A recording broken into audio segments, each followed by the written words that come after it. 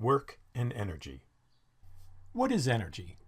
Energy is a hard thing to define, but all the objects below have some kind of energy, even though we can't define it.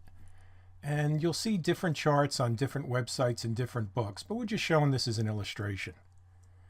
All right, you have a frog leaping, cars moving, ice cream melts, and we'll go all around the circle here. There's food, energy. There's nuclear fusion, which happens in the sun and in stars, nuclear fission, all kinds of different things, which is kind of funny because we can't exactly define it.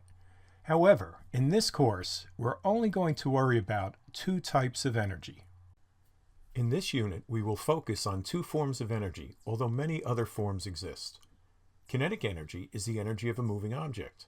Gravitational potential energy is the energy of an object due to its position in a gravitational field. Before we dive deeper into energy, we need to define a term, system. A system is the thing or things that we care about. For example, our system might be one object, like a bowling ball. Or we can say that our system is a bowling ball and a bowling pin. When we solve physics problems, we need to specify our system, the things that we are interested in. Energy can be changed from one form to another. For example, gravitational potential energy to kinetic energy.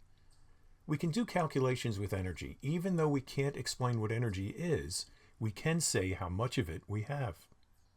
Energy can be changed from one form to another. But can the total amount of energy that an object has be changed? The energy of an object can be changed by applying a force from outside of the system. But this force must be applied in a special way, and that way is work. Sometimes scientists take a regular word and give it a special meaning that doesn't match what you think it is. If you're holding a heavy object, do you think you're working hard to hold it up? Of course you are, but in physics, if you don't change the energy of the object, you are not doing work. From a physics point of view, this athlete is not doing any work while she is holding the weights. Work can either increase or decrease energy. Positive work adds energy. Negative work removes energy. In equation form, initial energy plus work is final energy. There's initial plus work, and here's your final energy. If there are no forces outside of the system acting on an object, then there is no work being done, so work is equal to 0. Then our equation, E initial plus work equals E final, work is equal to 0. So you have E initial equals E final. The energy doesn't change. This is called conservation of energy. One definition of energy is the ability to do work. A rock sitting on the ground can't do anything. It has no energy. It has no ability to do work on anything else. However, a rock falling off a cliff has gravitational potential energy. Since it has energy, it can do work. If the rock falls on something, it would crush it. It would be able to do work on something. Consider an airplane on an aircraft carrier's flight deck. The sailors are applying a force to the plane. How would you know if any work is done? Work is done on an object when a force moves the object to another position. Displacement is the change in position of an object.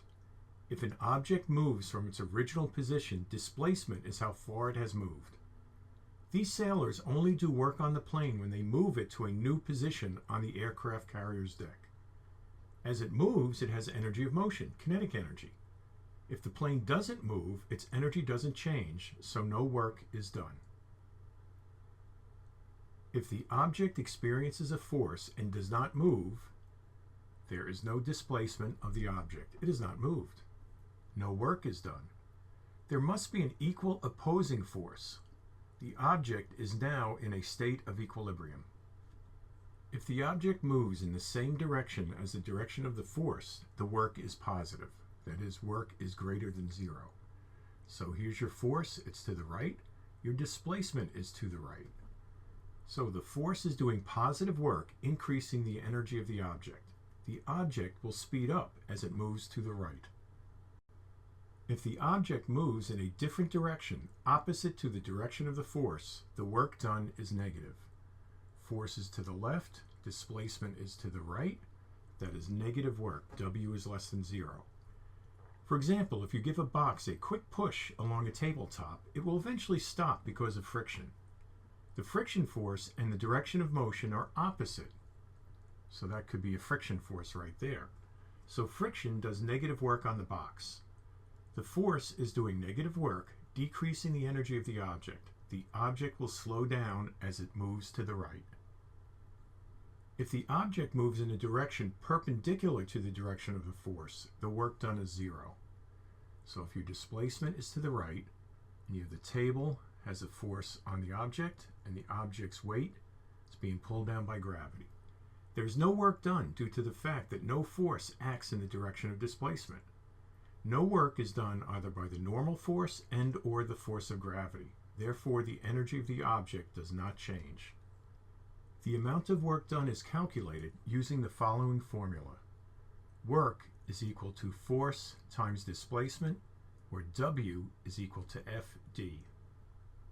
Since work is the change in energy, it must have the same unit as energy. Work is force times displacement. The unit of force is the Newton, and the unit of displacement is the meter.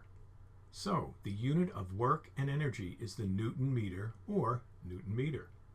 In order to honor James Prescott Joule for his contributions to the understanding of energy, the Newton meter is named the Joule, or a capital J. A 50 Newton force pushes an initially stationary block on a frictionless surface while it travels for 10 meters. How much work was done on the block? How much energy did the block gain? We have our givens over here, the applied force and the displacement, and we need to find work. So we use the work equation, put in our force, our displacement, and we get the work is 5,000 joules. 5,000 joules of work was done on the block. Now we want to find the final energy.